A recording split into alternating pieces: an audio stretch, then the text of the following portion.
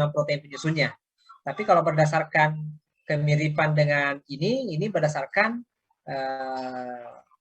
morfo ini ya, berdasarkan karakter morfologi sehingga terbentuk taksonase yang misalnya ya, ada hewan bersayap dikelompokkan ke Aves gitu ya, di apa namanya, ke kelas Aves ya, kalau hewan ya, filum Aves. Ada filum Arthropoda gitu ya, kelompok insekta gitu ya. Arthropoda itu ada di bawahnya, ada insekta, ada krustase ya gitu ya misalnya ya. Nah, arthropoda itu ini. Jadi kelompokan berdasarkan ini. Kalau di alami itu berdasarkan morfologinya. Kalau filogoni berdasarkan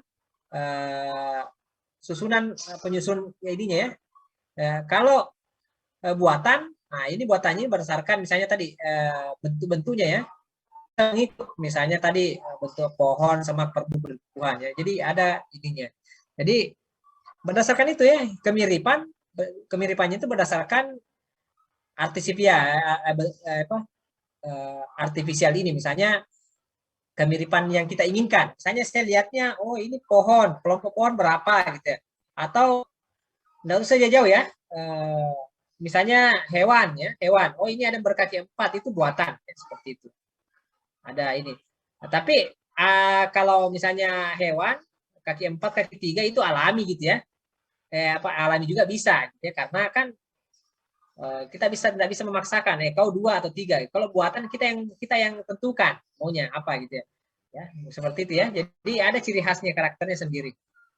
Nah, ini berdasarkan ya, kalau buatan itu bisa berdasarkan ini ya, berdasarkan ciri morfologi yang ini tadi ya, dasar ininya ini yang paling penting. Misalnya berdasarkan tempat hidup, ini buatan gitu ya. Kita kelompokkan tempat hidupnya, ada yang hidup di hewan, di air, ada yang hidupnya di darat gitu ya. Seperti itu dikelompokkan. Tapi yang paling detail itu adalah yang filogeni itu tadi, yang paling ini berdasarkan kekerabatan. Kekerabatan berdasarkan penyusun ya, penyusun berdasarkan susunan kromosomnya, DNA-nya dan sebagainya. Ya, seperti itu ya. Nah, ini. Oke. Baik, Pak. Terima kasih, Pak. Ya, sama. Selanjutnya silakan Indah Nurlaili. Terima kasih, Pak. Perkenalkan, nama saya Indah Nurlaili dari program studi farmasi USD. Tadi pada klasifikasi, Bapak ada menyebutkan bahwa virus itu bukan termasuk ke dalam klasifikasi, sehingga virus termasuk ke dalam bukan jenis makhluk hidup. Pertanyaan saya, kenapa virus dikelompokkan ke dalam bukan makhluk hidup, sedangkan virus itu sendiri tersusun atas struktur sel sebagaimana penyusun makhluk hidup? Terima kasih, Pak. Ya. Jadi virus itu tidak dikelompokkan, ilmuwan sepakat tidak mengelompokkan dia makhluk hidup ya, tapi dia punya kelompok sendiri, dia antara makhluk hidup dan benda mati. Kenapa disebut benda mati? Karena dia hanya tersusun mRNA ya, tidak lengkap, tidak ada, mereka tidak punya sistem sintesis protein di dalamnya, dia hanya tersusun benda kecil, hanya mRNA. Nanti dia bisa berkembang biak setelah menemukan inang yang tepat. Ya, jadi misalnya masuk ke kita, maka dia gunakan ribosom kita untuk memproduksi RNA, memperbanyak diri dia. Ya. Jadi dia parasit, dia ambil alih kita, gitu ya. Dia ambil alih kita, maksudnya dia masuk ke dalam tubuh, masuk ke dalam sel kita, kemudian dia mengendalikan sistem protein kita. Harusnya kita produksi protein tentang yang lain, dia produksi untuk dirinya. Jadi memperbanyak. Kemudian setelah banyak, dia akan keluar lagi nanti sampai inangnya mati, maka dia akan keluar. Jadi kalau ketika dia sendiri bentuk RNA bebas di udara, dia benda mati. Ketika dia masuk ke dalam di dalam tubuh, ya dalam tubuh, dia akan menjadi makhluk hidup. Makhluk hidup bukan berarti makhluk hidup, bukan berarti dia jadi makhluk hidup, tapi dia mengendalikan makhluk hidup itu. Dia mengendalikan sel kita yang terinfeksi ya. Dia mengendalikan sel kita hidup. Tapi kalau kita inangnya sudah mati, maka dia pasti ikut menjadi benda mati juga. Karena makanya dia punya kelompok sendiri, bukan benda mati, bukan benda hidup, gitu ya. Bukan makhluk hidup. Ya, jadi dia tersusun dari itu tadi mRNA saja tidak memiliki syarat ya. Nah, yang pertama, kenapa disebut dia tidak dikelompokkan ke makhluk hidup? Yang pertama, kemampuan dia berkembang biak. Ya. Berkembang biak tidak bisa dia memperbanyak diri ketika sesama virus. Virus dengan virus bisa berkembang. Dia harus dengan inang. Bakteri dengan cara membelah bisa berkembang ya. Dia tidak bisa membelah. Dia harus memproduksi protein RNA dari inang. Maka dia kategori hidup. Kemudian dia apalagi tadi syaratnya makhluk hidup selain berkembang biak bertahan hidup. Dalam keadaan bebas dia tidak bisa bertahan hidup. Dia benda mati. Kelemahannya dia virus itu kasih sabun hancur dia. Cuma kan kalau dia virus itu masuk ke dalam tubuh tidak mungkin kita minum sabun ya. Nah itu. Tapi makanya cuci tangan itu pakai sabun bersih. Habis dia. Kenapa? Dia larut dengan sabun. Dia terlarut. Ya. Nah, itu ya, itu yang ininya. Jadi dia bukan dikelompokkan menjadi, makanya dulu itu awal sejarahnya itu virus itu masuk dalam kelompok mikroorganisme. Ya, awal ceritanya. Tapi setelah berkembang teknologi dideteksi ternyata dia tidak masuk mikroorganisme, dia benda dia sendiri, makanya dipenuliskan dia sendiri virus. Kata viral gitu ya. Nah, viral ini ada dua arti lagi, terjadi pelebaran. Viral di medsos beda lagi gitu ya. Nah, dengan viral itu virus gitu ya, beda. Kenapa dia bisa istilah kata viral digunakan untuk virus itu ya? Sebenarnya dari virus itu karakternya begitu. Ketika masuk dalam inang, maka dia menjadi viral, terkenal. Oh, terinfeksi virus ini. Ini dia telah corona gitu ya. Yang lagi viral ini corona sekarang. Itulah virus ya. Nah, seperti itu ya. Ini jadi dia bukan makhluk hidup, dia antara. Itu ciri-cirinya tadi saya bilang. Kalau dia tidak bisa berkembang biak yang dimaksud adalah berkembang biak dengan cara membelah diri atau dengan reproduksi dengan cara sesamanya. Ya, tidak bisa dia virus dengan virus ketemu jadi virus C, tidak bisa dengan inang. Bakteri bisa dengan bakteri sendiri membelah menjadi banyak, dia bisa berkembang biak dia dengan cara membelah diri. Ya. Kemudian mempertahankan, itu resisten tidak ada. Yang jenis itu adalah berubah susunan asam aminonya. Makanya virus itu dengan vaksin ya, bukan dengan antibiotik. Jadi kalau kesalahan pengobatan di Indonesia itu adalah dengan cara diberikan antibiotik. Virus kok dikasihkan antibiotik, gimana caranya? Dikasih antivirus. Ya. Makanya Unair pernah mengumumkan ya temuan obat. Ternyata kombinasi obat-obat tuberkulosis. Salah. Tidak tepat. Ya. Yang tepat. Makanya dokter siapa itu yang dokter perempuan itu ya. Itu bagus anunya bahwa saya sepakat dengan dia. Bahwa virus itu tidak bisa diobati dengan obat antibiotik. Harus diberikan dengan antiviral. Ada obat khusus antivirus. Ya, antivirus. Contohnya Tamiflu ya. Cuma Tamiflu cocok enggak dengan jenis MERS ini ya. Yang infeksi di pernapasan, virus di pernapasan gitu. Nah, itu ya, repository syndrome itu, SARS itu ya, SARS. Ya. Nah, jadi itu ya. Jadi dia bukan makhluk hidup.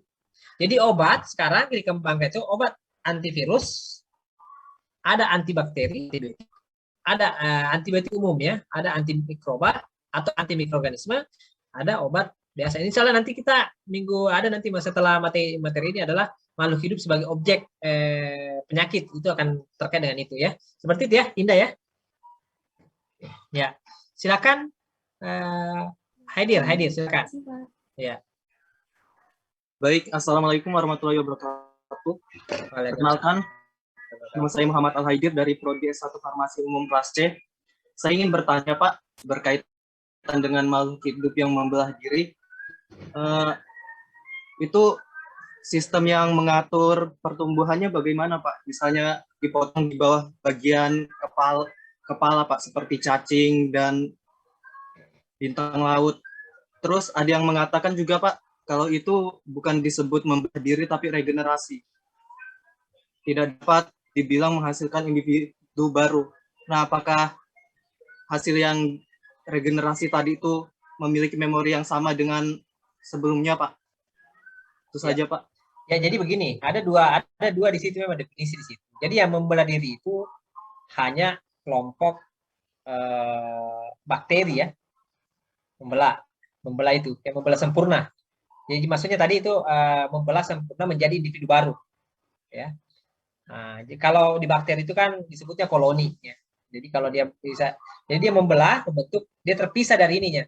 Nah, untuk seperti bintang laut, ya, mungkin sebelum saya bahas ke situ, ada ini lagi, ya, tumbuhan itu mampu juga seperti bintang laut, ya. Ada istilahnya mereka bertunas, bertunas. Dia mampu, kenapa? Karena kalau di tumbuhan dia ada jaringan meristemnya, ya, maka itulah muncul tunas. Nah, bagaimana dengan hewan, gitu ya? Hewan ternyata kayak cicak, gitu ya. Cicak kalau dia dalam keadaan bahaya, dia bisa melepas ekornya, gitu. Kemudian ekornya tumbuh, ya, tumbuh. Ya, manusia tertentu ada bagian tertentu yang bisa seperti itu, ya, manusia. Misalnya kuku. Selama ujung kuku itu yang di bawaan itu, ini dia masih tumbuh terus, ya. Ada bagian kuku yang bisa tumbuh terus, ya. Ada yang rambut, manusia paling sedikit ya, hanya rambut dan kuku ya yang bisa itu ya, yang bisa seperti itu dipotong memanjang terus lagi ya, dipotong memanjang. Apakah fungsinya kalau setelah itu? Fungsinya kembali seperti ini. Jadi ada sel kita itu ya sama seperti bahan alam, di alam, bahwa dia bisa diperbaharui. Ada sel yang bisa memperbaharui dirinya, ada yang tidak, gitu ya. Nah, jadi sel itu ada yang dia mati, ada yang punya umur, ada yang bisa regenerasi terus menerus. Nah, sama seperti bintang laut ya, atau cicak dulu ya. Cicak itu hanya di bagian ekor, gitu ya. Jadi cicak itu kalau di bagian ekor itu dipotong, terpotong, dia akan otomatis potong ya. Nanti lama-lama tumbuh ekornya. Nah, kalau kita nonton dulu filmnya Spider-Man ya, yang Spider-Man berapa itu ya, musuhnya cicak ya. Manusia cicak gitu ya, manusia kadal ya. Nah, ceritanya ini profesor itu kan cacat ya. Dia mau apa lagi namanya? Dia mau tangannya ini, dia teorinya itu bahwa dia ambil gennya DNA-nya yang di cicak di kadal itu ya, di ekor itu bisa tumbuh tangannya nanti. Nah, pertamanya kan dicoba di apa lagi namanya, di tikus ya, yang tikus yang tidak ada kakinya, ternyata tumbuh kakinya. Ya sampai di situ ada kecelakaan lab gitu ya. Itu mungkin sedikit ceritanya Spider-Man dulu ya, kita cerita dulu ya, supaya ada gambaran gitu ya. Nah, Spider-Man di film itu cicak. Nah, profesor itu senang gitu ya, oh bisa, saya bisa ini ya. Tapi tiba-tiba perusahaan itu tutup gitu ya, dilarang ya, maksudnya dihentikan pendanaannya kan, kalau nggak salah ya, sehingga harus dihentikan penelitian itu, dan dia belum berhasil untuk mengobati dirinya kan, dia cacat kalau nggak salah ya, ininya. Nah, ternyata karena dia penelitiannya di tikus itu belum selesai ceritanya kan ya, belum selesai, dan dia sudah simpulkan, oh bisa ini, itu contohnya. Ternyata tikus itu lama-kelamaan setelah dia mau aplikasikan di dirinya, ternyata tikus itu ada kelainan gitu ya, lain gitu ya, over dia kan, ternyata tumbuh yang lain juga gitu kan ya. Nah, ternyata dicoba di kada, wah dia berubah jadi kadal gitu, ininya kan. Nah itu, nah ini sebenarnya itu tidak itu masih fiksi ya, tapi orang Barat membuat film kan dia fiksi ilmiah ya, jadi coba dia ilmiahkan sesuatu yang fiksi itu. Jadi akhirnya logikanya DNA cicak dengan sebenarnya tadi DNA cicak dengan manusia itu sulit digabung ya. Jadi kalau mau diambil DNA-nya mau mengikuti itu tidak bisa. Sebenarnya secara logika ya, secara filogen itu tidak bisa, karena beda urutan DNA yang saya bilang tadi, bahwa cicak dengan manusia atau buaya dengan manusia itu jauh sekali. Tidak bisa dijadikan ini acuan untuk bisa menumbuhkan yang cacat. Padahal meskipun cicak punya kemampuan